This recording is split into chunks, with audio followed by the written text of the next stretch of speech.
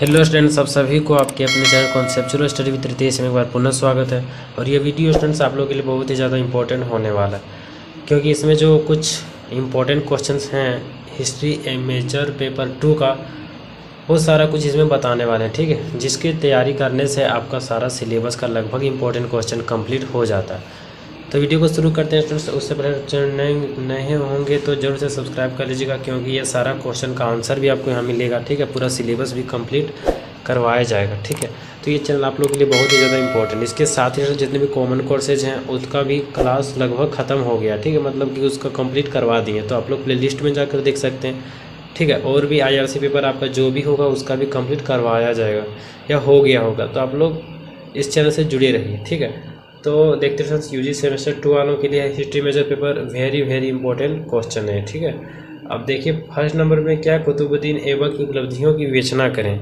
तो ये जो है स्टूडेंट्स गेस्ट पेपर्स में भी बहुत सारे गेस्ट पेपर्स में भी दिए हुए हैं। क्यों दिए हुए हैं? क्योंकि ये पॉइंट्स है आपका इम्पोर्टेंट है। ठीक है, तो इसलिए दिए हुए हैं। तो पहला है स्टूडेंट्स, कुतुबुद्दीन ऐबक की उपलब्धियों की विवेचना करें। तो ये आप लोग का फर्स्ट इंपॉर्टेंट क्वेश्चन है। सेकंड में है इल्तुतमिश की उपलब्धियों का वर्णन करें। ऐसा नहीं है कि इसको बताने के बाद फिर इंपॉर्टेंट क्वेश्चन का वीडियो नहीं आएगा। 2 दिन या 4 दिन या 5 दिन पहले आएगा एग्जाम के पहले, वो क्वेश्चन डायरेक्ट मतलब बहुत ही ज़्यादा इंपॉर्टेंट होगा। ठीक है, और तब तक के लिए आप लोग इस इंपॉर्टेंट क्वेश्चन को तैयार करके रखिएगा। ठीक है, इसके अंदर से ही वो सारा कुछ कंप्लीट हो जाने वाला। तो इल्तुतमिश की उपलब्धियों का वर्णन करना है कि इल्तुतमिश अपने जीवन में क्या क्या उपलब्धियां प्राप्त किए हैं। ठीक है, अलाउद्दीन खिलजी की भू राजस्व नीति का वर्णन करना है। खिलजी वंश में जो अलाउद्दीन खिलजी है वो भू राजस्व नीति में क्या क्या प्रयास किए, क्या करने का कोशिश किया। ठीक है, किस प्रकार से भू राजस्व नीति निर्धारित किया था।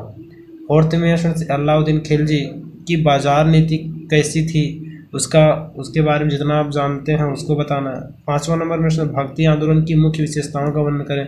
जो भक्ति आंदोलन हुआ था भारत में, तो उसका जो है मुख्य विशेषता क्या था। ठीक है, कौन कौन सी विशेषताएं थी उसकी। 6ठा नंबर में भारत में सूफीवाद पर एक निबंध लिखे। सूफीवाद का विकास कैसे हुआ, कहाँ से हुआ, कौन किया, ये सारा कुछ इसको निबंध के रूप में लिखना है। 7वां नंबर में विजेता एवं साम्राज्य निर्माता के रूप में बाबर का मूल्यांकन करना। जो बाबर है वो किस प्रकार से विजेता किस श्रेणी में आता है और वो साम्राज्य निर्माता के रूप में कैसे है। ठीक है, तो बाबर के बारे में लिखना है। ठीक है, अब 8वां नंबर में है हुमायूं की प्रारंभिक कठिनाइयों का परीक्षण करें। हुमायूं जो है उसका जो है सो जीवन बहुत ही बड़ा अजीब तरीके से बीता। ठीक है, तो हुमायूं का जो प्रारंभिक कठिनाइयाँ थी उनके बारे में लिखना है आप लोग को। ये जीवन भर इसका जो है सो कठिनाई लगा रहा। ठीक है, और इसका जीवन भी उसी तरह से चल गया कठिनाई के साथ साथ।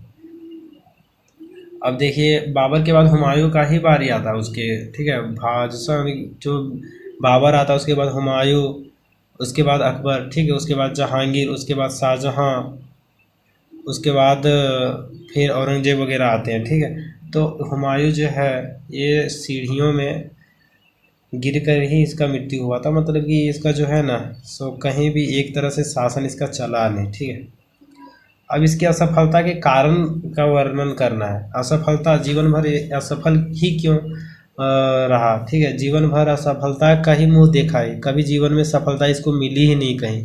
ठीक है, अब देखिए शेर शाह की प्रशासनिक सुधारों का वर्णन करें। शेर शाह जो था उसके प्रशासनिक सुधार किस प्रकार से थे उसके बारे में बताना।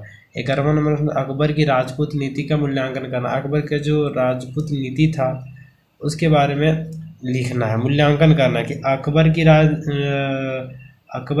राजपूत नीति। अच्छा, अकबर जो है सो कुछ नीतियों को राजपूतों से भी ग्रहण किया था, उसके बारे में आप लोग को लिखना है।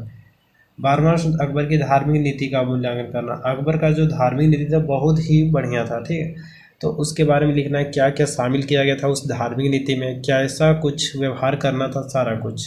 ठीक है, आगे देखिए 13वां नंबर क्वेश्चन में नूरजहां की भूमिका एवं प्रभाव का वर्णन करें।